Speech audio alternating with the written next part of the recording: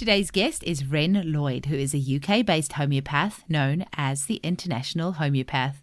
She specialises in working with children with autism spectrum symptoms and related conditions like PANS, PANDAS, ADHD, and fungal and metal toxicity. She's also the founder of International Homeopaths for Autism, and she also trains homeopaths in building their practices with a view to helping to meet the world's need for homeopaths. Check out her website at internationalhomeopath.com. Enjoy the episode. Welcome to the Homeopathy Hangout, where we discuss all things homeopathy from around the world. And now my mum and your host, Eugenie Kruger. Hello, homies, and a very warm welcome to Homeopathy Hangouts. Today, we get to hang out with Wren Lloyd, a lovely homeopath in the UK, also known as the International Homeopath. Welcome to the show, Wren. Thank you, Eugenie. We were just saying before, it feels like we know each other because we've had lots of Facebook chats back and forth. And I finally managed to get you on the show. I wonder, Wren, can you tell our listeners how you were first introduced to homeopathy? Have you ever heard the story of the enormous turnip, where everybody queues up to try and pull the turnip out of the soil? It's a children's tale. And when I was 15, my mum had a slipped disc, which happened quite often. And she was laid up for about 3 weeks. And she had lots of different people come in to do different things. I imagine they were osteopaths and chiropractors and so on and so forth. She had different people coming in. And finally, there was a woman who lived across the street from us that we didn't really know. She was a Dutch lady, lived behind a big green hedge. And she came across the street and she put a little pill under my mum's tongue. And within 30 minutes, my mum was walking around. And that was my introduction to homeopathy. And then I didn't use it. I mean, we used it a little tiny bit. I didn't use it until probably I was in my 30s. And I was working as a Montessori teacher and I fell pregnant. And prior to that, I'd been using antihistamines every day of the week, 4 years. And I didn't want to use them when I was pregnant. One of my co-teachers was a homeopath. And she gave me histaminum hydrochloricum. That was, I think, my first remedy. And then I, again, didn't use it very much until I moved into the house of I had a homeopath when I came back to England from America. And I had terrible homesickness for America. And so I saw a homeopath and then I bought his house. I lived in the house of a homeopath. And the funny thing was, I was already living in another house of a homeopath. I didn't realize that a homeopath that I knew had lived there before. So I think it's probably meant to be. That is really cool. And now I first met you through the Facebook group Homeopathic Practice Building, which is for professional homeopaths. And you've got a few thousand members in there now, and yourself and the lovely Alan Freestone started that page. I've been in that group, I think, about 2 years, maybe 3 or so. And how did that group come about? What sort of things do you do in there? And I know that the professional homeopaths listening to this, their ears will be perking up right now. Tell us a little bit about that. So Alan formed that group, I think it was 2015, because he was concerned that something like 95% of homeopaths never build a practice. He was very concerned about that. And I was a student homeopath at the time, looking for 10 cases. So I was lurking in that group, preparing to look for 10 cases for my study cases. Then I think at some point, Alan decided that he wasn't going to run the group or something like that he didn't have time to do it because he was extremely busy. And I think his practice had just really soared at that point. So a couple of us took on, I think it was me and Emma Banks, took on admin with him at that point. But my purpose is always to stand next to whoever I can learn most from. And so for me, the purpose was to stand next to somebody I could sort of be helpful to and absorb their knowledge like a sponge. So I don't know if Alan knows that's what I've been doing. I guess he does. And it's also been sort of fairly back and forwards. We both work within autism, and probably I work within autism because Alan does. And I sponged from Alan. I've been like an Alan sponge. That's probably what happened. So then really the precept of the group is for people to stop being frightened to market, to stop being frightened to get paid, stop being frightened to be seen.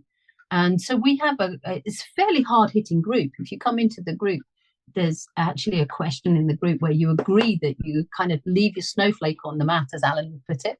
And so we do a lot of quite hard-hitting work in there. And we have some pretty remarkable students like Mary Greensmith, who was one of our homeopathic practice building students when Alan and I actually ran a course together. It's a good group. The precept is about people working together, not competing with each other, but working together and giving each other a leg up rather than being, as Alan would say, crabs in a bucket. You know, you imagine the crabs putting their arms out and giving a leg up to each crab so that the crabs can all rise together and get out of that bucket. And then all the people in the world can get healed, because we need so many homeopaths. I've heard you say that. So many. There's billions of people on the planet. There is definitely not enough of us to heal what needs to be healed. I always say this with a little bit of caution, but us homeopaths can be a strange bunch. I'm feeling that tide is turning a little bit, but there certainly has. I mean, I've been in practice for 10 years now, and I feel like the last little bit, maybe it's just because I'm living in my little bubble with a podcast, but I feel like things are starting to change a little bit, where us as a profession are becoming a bit more coming from a place of abundance rather than from a place of scarcity. Yes. And I know that you've seen that as well. Like, why do you think that is? Why are we like that? I actually think it's because, we've been scared to market, because the idea of getting paid as a healer has some historical kind of conflict. The idea that you should be a healer and you should not get paid. But Alan taught me early on, this is an exchange of energies. Money is only an exchange of energies, not enemies. And what's the conflict in that? For me, I look at it this way. I'm giving moments of my breathing life. These are moments of my breathing life unto you. These are valuable moments. They're going to enhance your breathing life. And there's a huge amount of worth in that. I also found that when people don't pay, they don't evaluate. And when they don't evaluate, they don't see the value of something, they stop coming. And that's a loss to the patient. So I think it's actually very important that people pay. And it's important for a profession that they pay well, that homeopaths are paid well, because the job is exhausting. We did a lot of professional development. But we need to know that it's a medical, I know that we can't say that, but it is a medical and very efficient healing method. So it's really important that we show its value by not asking for sort of hairdressing prices, but to ask for the kind of price that matches what we're doing, the seriousness of our profession, and then sort of lowering those prices for people that need access. I've now forgotten what the original question was. So it doesn't really matter. No, just how why you think us as a profession tends to be so close, what's the word, scarcity minded as opposed to abundance minded. Yeah, first of all, fear to market. Yeah, fear to market. And then the second point being that I think that people have always been geographically limited in the past. So if another homeopath came into town, and people are not particularly aware of homeopathy, or there's a lot of skepticism about homeopathy, your food can be scarce. And I think that's where the scarcity mindset comes from. But the more that homeopathy has become researched, and the further afield we can fish for our patients, then the more we can collaborate. And I think Alan used to refer to it as crabs in a bucket. Homeopaths behave too often like crabs in a bucket. And now I think what we've always tried to really promote in homeopathic practice building is working together and seeing the abundance, seeing that in actual fact, we really need to be great at communicating. This is what marketing is, communicating, because people need to know this alternative is out there, because we've got a health crisis going on. And so what we've tried to do in homeopathic practice building is really bust through that crabs in a bucket mentality and keep saying to people, no, the crabs need to put their arms out to give a leg up to the next crab, that all the crabs can get out of the bucket. If we work together, share our knowledge, don't be stingy with your knowledge, share your knowledge. And that's what Alan was doing absolutely for free in that group. He was sharing all his knowledge, how he'd become very successful in practice. And to the point that if he needs patients, he just pops up a little on Facebook and then he's inundated again and then he goes back down. That's what we teach. We've gotten quite some way towards helping to change the culture, but I suspect that's been happening elsewhere as well. I know there are groups all over, like Sarah and Angelica's group in Australia and America. There's a lot of groups coming up. And I don't think it's just from homeopathic practice building. I think that whole mood has changed as our ability to reach further afield has changed. And actually, Rita Cara Robinson she's been on the show as well. She's also got a few homeopaths on her team. And just today, I got a 4th homeopath on my team. So I'm really excited. I did work in a clinic in New Zealand, multimodality clinic. So there was a chiropractor, massage therapist, behavioral optometrist. And so I wasn't completely alone, but I have had a home clinic where I literally was all on my own, and it was incredibly lonely. And you would do like online courses and things like that, often recorded ones. So I'd still be sitting there in my little room by myself.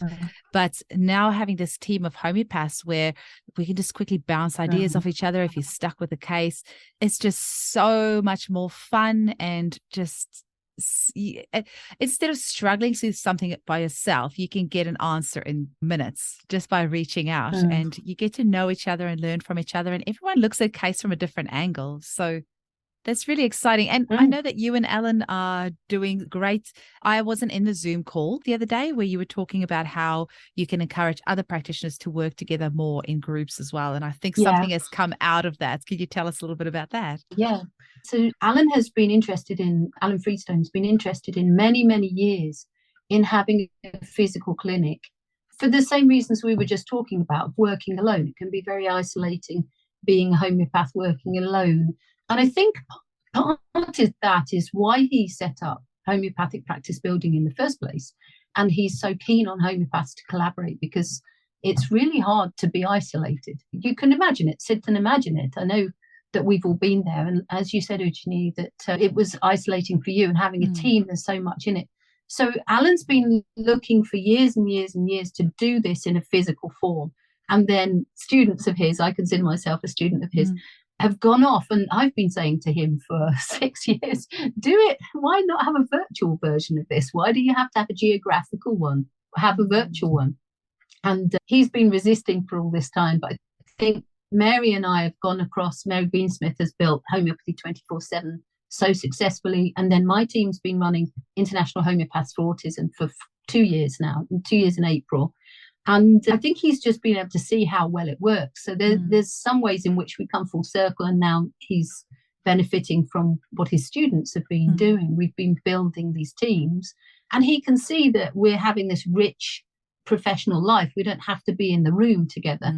So Alan, because he's such a maverick and he builds he has massive ideas, and he wants to build these big processes or big organizations. He's just a powerhouse of energy and ideas. And so he's just recently, I think, set up the Hahnemann Clinic in the UK. Knowing Alan, it will be a big collaborative organization with specializations in different areas. He's very keen on specializing, homeopaths specializing, not because we don't treat everything, we do, but because it's the best way to communicate what we do is to specialize in order for people to understand and see us out of the millions and millions of homeopaths, hopefully, that there are worldwide. So I think that's what he's doing is, I think it's up and running, the Hahnemann Clinic. And I love that he's done homage to Hahnemann with the name.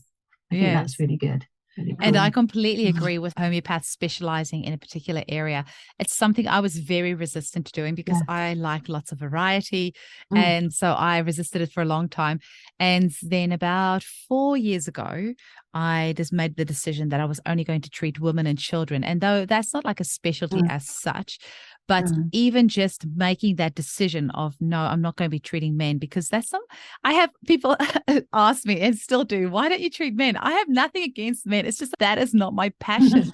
My passion is treating women, when they're pregnant with their little bubbies, because that is the area that I feel homeopathy can make the biggest impact. If we can get those babies, you just treat it with homeopathy from a young age, that's going to make the biggest impact. And that's where my passion lies. So for me to make that decision, it was a big, I really had that in my brain for like months and just was so worried about it. I was like, oh, I feel so bad doing this. I don't want to say no to any business, but it also doesn't feel right for me. And once I made that decision, it was actually just so wonderful that everything really flowed on from that once I made the decision. So any homeopaths listening to this, if you've been thinking about specializing in an area, just go for it. The other thing is also, there are gazillions of homeopathic courses and books out there. So when you specialize in an area, you already have those blinkers on that you then just go for certain courses and certain books instead of trying to do everything that's out there. So you really are honing your skill and also saving a lot of money because you're just purchasing the books and the courses that are in alignment with what it is that you do. Yeah, and I think especially with us, because I niche in an area of autism and specialize as an autism homeopath, I think if you are trying to specialize in everything, homeopaths, obviously we treat everything because we're treating the whole person. So I am going to see every condition and every person. I never say no to anybody. So I do see everybody, but because I talk mostly about autism and I study mostly about autism, I think in particular with autism, it's a really important area to have specialist knowledge. Very often it's a very deep pathology and you're coming across extremely blocked cases. And I've tended to sit in a space where I began to get a reputation for treating very blocked autism cases, which is like being Sherlock Holmes the best of times. They're trying to find out. Sometimes somebody has been to 4 or 5 homeopaths. The parents of children with autism are very good at sticking. They just keep trying and keep trying and keep trying. And they will have heard so many people say what wonderful results their children have had with autism. And if their child is not having those results with homeopathy, they will keep coming. So I think the most I've had is somebody who'd seen 7 homeopaths and then came. Wow. And we did actually crack what the problem was. We cracked it. And for me, I need to be mentally very challenged to stay involved with something. And so for me, that's been a really good thing.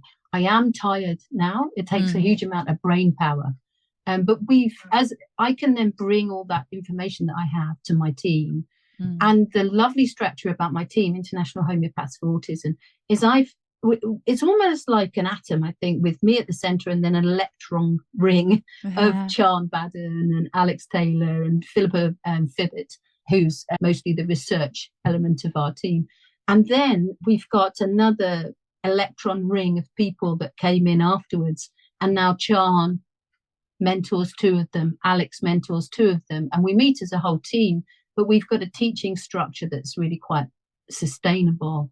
And as I think Charn now is getting to the point where she's full, I'm full, my waiting list is closed. So I refer out to Charn and Alex and Gillian and Shahin and soon Rena. We've got about 8 in the team now. And we have some are newly qualified, a couple are newly qualified in our new ring of team members. And then 2 of them are sort of 15 to 20 years in practice who are bringing their excellent homeopathic skills to specialize in autism. So they're now coming and picking up the knowledge that they need and bringing us knowledge as well. So Gillian Whitehead, who's in my team, is looking at specializing in fungi, because that for me turned out to be a massive missing link in autism treatment. And they do think that some of the reason why more boys have autism than girls is because they're more susceptible to ochratoxin A, which is a fungal toxin. And one of my patients sent me a video from William Shaw, who is from the Great Plains Lab in America. And he was talking about fungi and autism. And I looked at the work they were doing. They were doing it with allopathics and they were having to monitor the child's liver the whole time. And I thought, well, we can do all this work with homeopathy without any side effects. So this is what I did, is I went and I produced a remedy called Polyfungi Plus, which addresses lots of different kinds of molds, like as full a spectrum as we can, as nosodes. So actual homeopathic remedies made out of the molds. It addresses all 5 forms of Candida, and it also addresses Clostridia difficile at the same time. We could only find one form of Clostridia, but these things, microbes tend to inhabit the same space, cause problems. When you knock one down, one comes up. So it's a little bit like whack-a-mole. So I've designed it in order that we treat those all 3 together. And that's based upon William Shaw's work that he was doing with allopathy.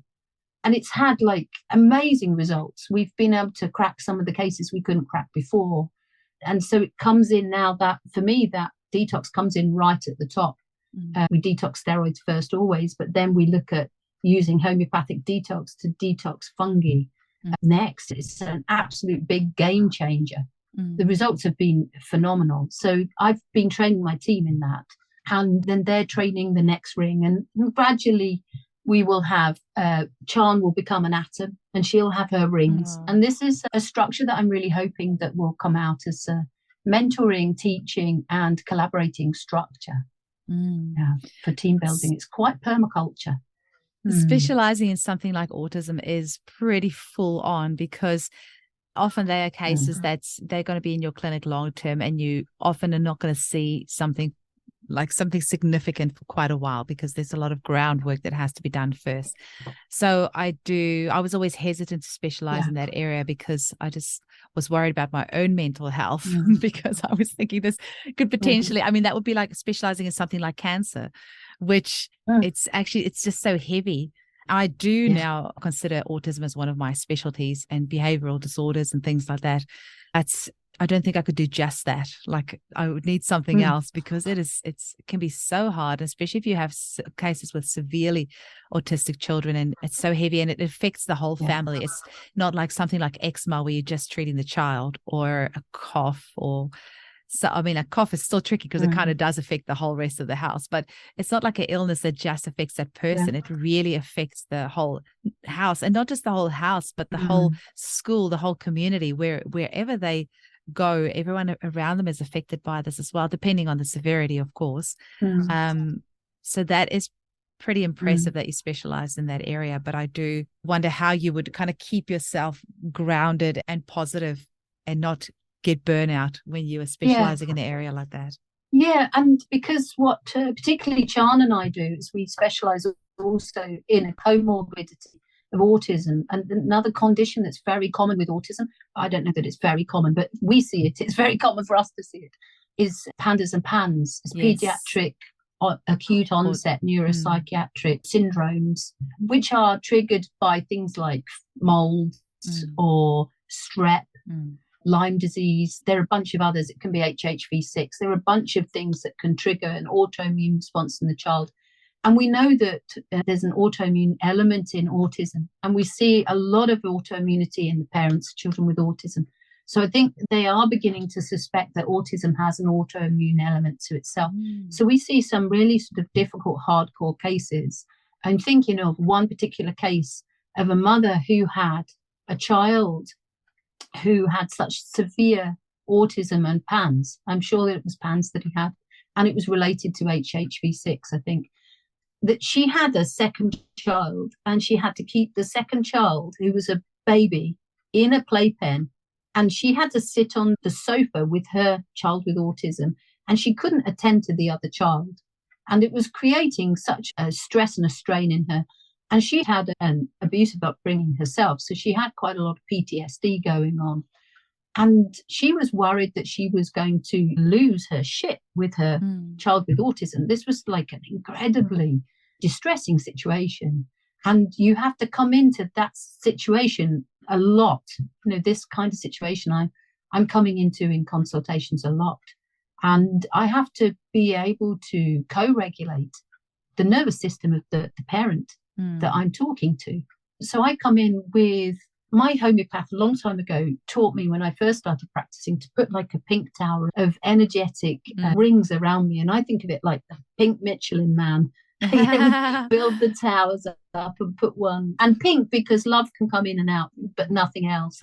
And I found when I first started practicing that I would end the day with everybody's symptoms, because I'm an empath. And I would physically have everybody's symptoms at the end of the day, and I'd have to try and shake off all these symptoms. And it can be useful to take that down, feel somebody's symptoms and then put it back up. But mostly now, for me, my tower is up. And my job when I come in is to, because I have CPTSD, I have to try to co-regulate the people that are in my Zoom office. I don't consult face-to-face, probably because of that. It's very difficult to co-regulate somebody who's dysregulated in the same room. And a lot of the time, I do find that parents are their nervous systems are quite dysregulated. They've been in what feels like a war zone. Absolutely. And so and me working in that area for 6 years as an empath is very tiring. So what I'm moving towards more is teaching my team, and they are fresh. I'm moving really to some less complex cases, maybe going back to my original niche was anxiety. But I'm really interested in teaching PTSD, not teaching, but treating PTSD. I've been working quite a lot with veterans and other people and teaching them grounding, teaching them regulating, and doing the homeopathy alongside to mend things like bomb wounds and so on to the nervous system, and also childhood trauma. It's close to my heart for having been working with that myself for a couple of years now. I had to take a short time out. So I've learned a huge amount about CPTSD and about treating that. So my heart feels like it's going in that direction. But I don't want to abandon all these people. There's the autism, particularly the severe end of autism and the comorbidities of autism. This is such a crucial area for us to be working in. I actually feel like it's more of an issue for us as humanity than peak oil. This idea that we're going to run out of oil, or peak antibiotics, the idea that we're going to run out of usable antibiotics. I actually think that peak autism is probably the biggest thing that we need to look at. And I think that it's coming about via super amounts of toxicity and super amounts of suppression. And we see this every time we take the history of a child. You see super amounts of suppression. And every time you look at their organic acids tests or their hair metal tests, you see super amounts of toxicity. And what we're trying to do is unsuppress their immune system and reduce their toxicity. And that's why we have such great results. So I'm planning more to do more teaching and to withdraw a bit more. I've closed my waiting list for autism cases and to withdraw a little bit more towards those cases that are lighter, to still have use of my skills in order to give those skills to other people, because I don't want to abandon this area. But I think 6 years in this area, working with this level of intensity, looking at these cases that are really stuck and really challenging situations, like the mother who couldn't get off the sofa, whose child screamed from the beginning of the day. As soon as he woke up, he screamed all day. And I actually gave her pulsatilla and Atenin. And she came back to me the next session and she was really breezing it. I was quite gobsmacked and I thought something wonderful must have happened with her child. I thought, wow, the child must have had a breakthrough. And she's like, no, it's not that. It's just, her whole perspective was different. And that enabled us to go through and get the breakthrough with her child, which I'm pretty sure was herpes virus HHV6, the kind of HHV6 encephalitis, really, which is PANDAS in his case. But just being able to support the mother. So obviously I can support myself homeopathically as well if I'm getting overwhelmed, but also to be prepared to move in a different direction when I get to the point where I think, actually, I'm a little weary now. When I take in a new autism case, I'm like, my heart's not in it in the same way. I don't have the energy for it that I had before. So I really have the energy for teaching other people. That's what I've been doing for 2 years. And part of my plan was that I was beginning to feel tired 2 years ago. Different pivot, I think. It's wonderful that you're passing that knowledge on, because there is so much professional development and so much time in the clinic that goes into acquiring these skills. So being able to then pass that on is really wonderful. And we all look at a case from a different angle. So I think the more people that you can learn from as well, the more we as practitioners can develop our own style. And that's wonderful that you're passing that on. It's very interesting that we said about the peak autism. I never really thought about it that way, but I have often thought about what is going to happen in 10, 20 years' time when these kiddies are adults and we're much older and they have to function in this world. And what's going to happen? Who's going to look after them? How are we going to heal all of this? Like, how are we going to clean up all this mess? That's also why I think we just need gazillions more homeopaths to help, and we need to have homeopathy funded by the government systems, because it's such a affordable form of medicine. But I don't really see how else we're going to get out of this other than with homeopathy, because it's effective, it's affordable, it can make real change.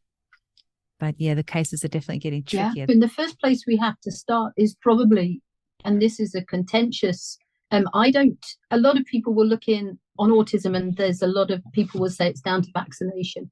And actually, the way that I see that it's down to vaccination is that vaccines actually suppress the immune system to some point. And also you will have a situation where you're shedding virus through the ears, or you're shedding it through the skin. And so you're going to see ear infections, what appear to be ear infections. And you're going to see things like eczema, and you will also see things like colic, where the baby is shedding virus via the gut, etc. You've got all of these problems that seem to come in when we look at the timeline of the child shortly after vaccines. Either the level of the health drops slightly after vaccines, and that gradually, I think George Vathorkas would say that with vaccines will lower the level of health to the point which you can't produce symptoms of diseases.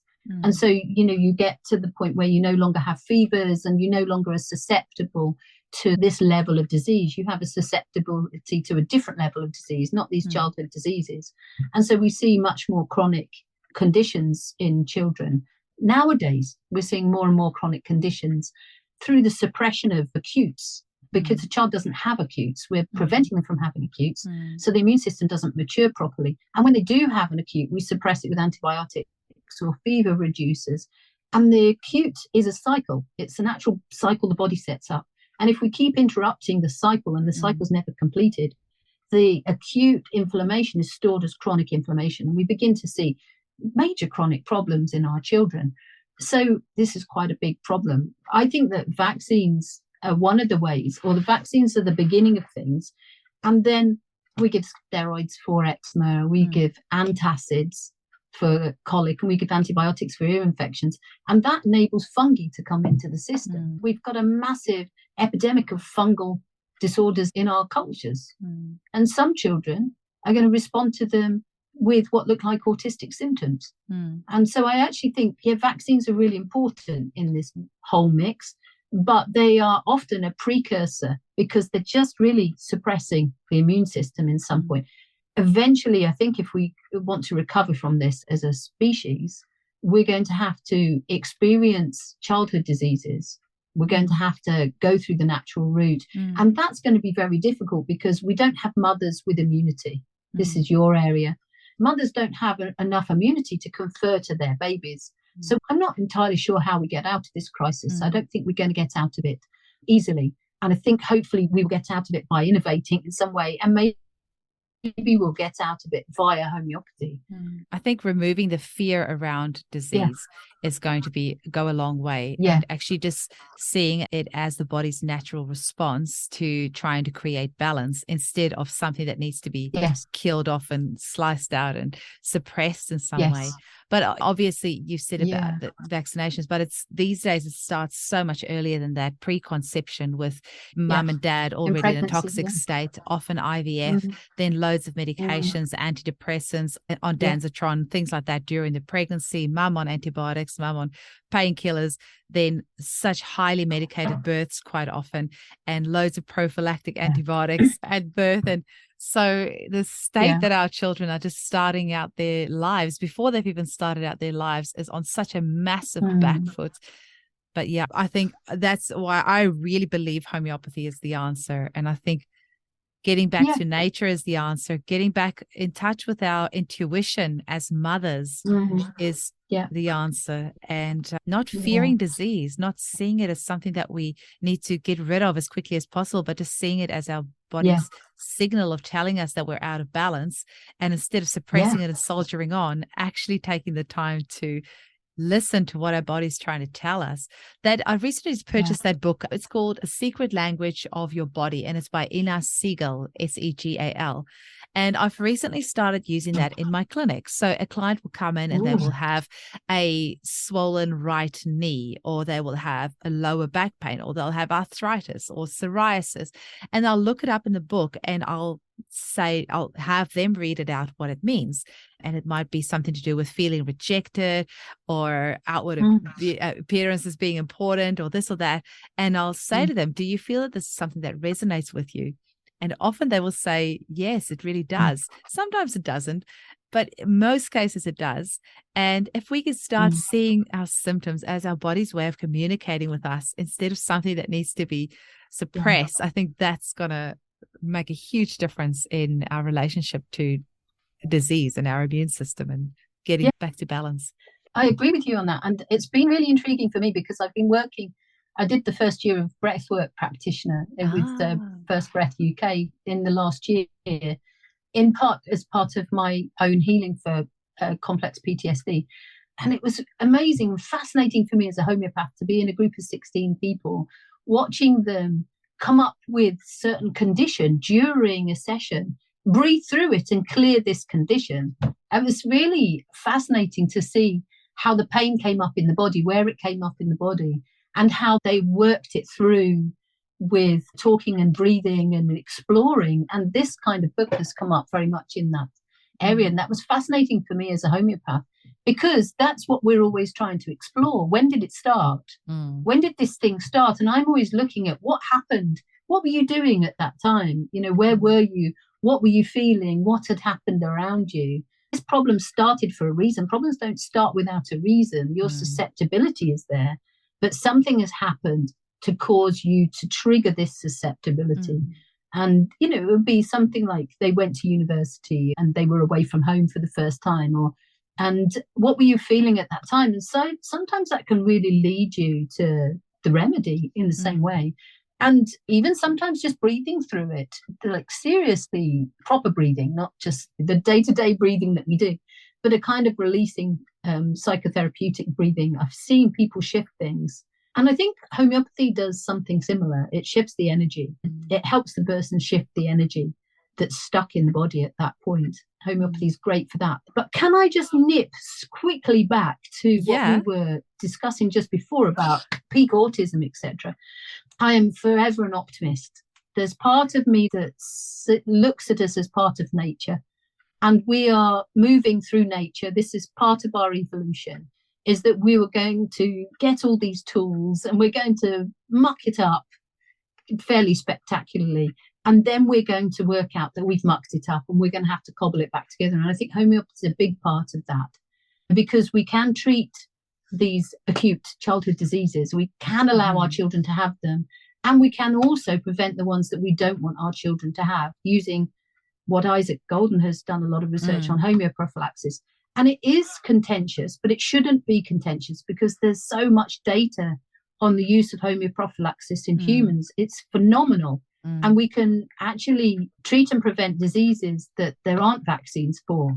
So could you imagine if we embrace this system finally and we start to bring this into the mainstream? I would like, in my lifetime, what I'm holding the image of is, in my lifetime, we bring homeopathy into our systems. We bring homeopathy in to treat childhood diseases, and we stop vaccinating.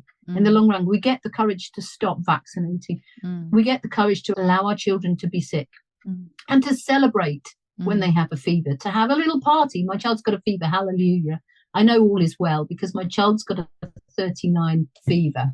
This is brilliant. It doesn't feel great to have flu, but wow, I've got flu. My body's going to kill off, the flu is going to kill off all the compromised cells, or most of the compromised cells in my body. This is nature's detox. That's why we still get it. We've evolved out of everything else. We haven't evolved out of getting these viruses.